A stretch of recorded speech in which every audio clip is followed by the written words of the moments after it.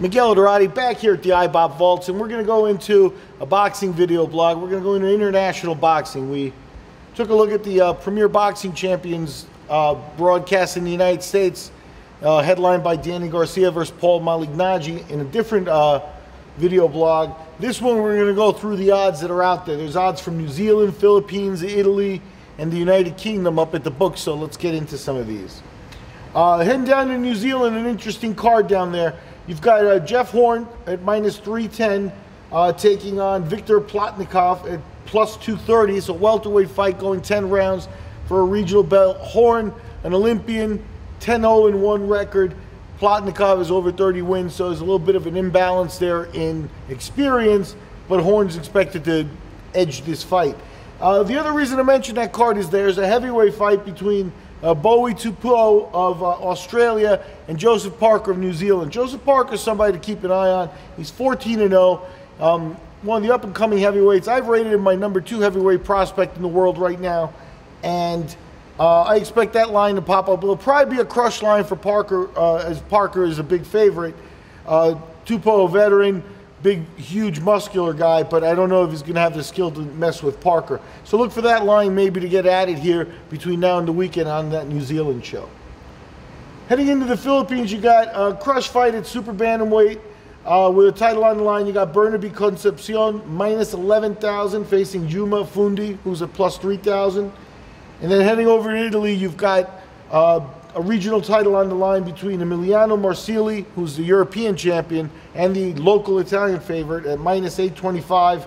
He's facing veteran and former super featherweight world champion Gamaliel Diaz of Mexico, who's at plus 475. Marsili, excellent record, 30-plus wins, no losses, 1 draw on his record back in 2006. So Diaz has been through some real competition, though, and it could be a little bit more of an interesting fight than that. The last thing to focus on is in the United Kingdom. You got a big show over at the Craven Park, and you got a couple of regional battles there with lightweights Tommy Coyle and Luke Campbell meeting. Luke Campbell, big favorite, minus 1,700, with Coyle paying back plus 1,100. The over-under on that 12-round fight is at 9.5, with the over plus 170 and the under at minus 230. In the super welterweight, you got locals again. This regional stuff, regional title bouts on the line here.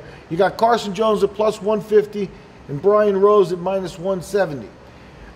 Couple of the matches on the undercard popped up here that are a little bit of a crush lines as well. You got former world champion Ricky Burns returning as a lightweight. He's at minus 4,500 over Prince of Fotsu, plus 1,500. Burns, the wheels have come off his career. He's had a rough run since losing the world title.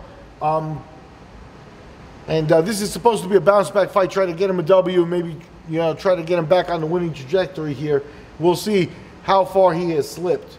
And the other fight is an 8-round heavyweight fight that's going up at Craven Park that really does bear watching, because you got Dillian White there, and Dillian White's also 14-0. He's at minus 2,450.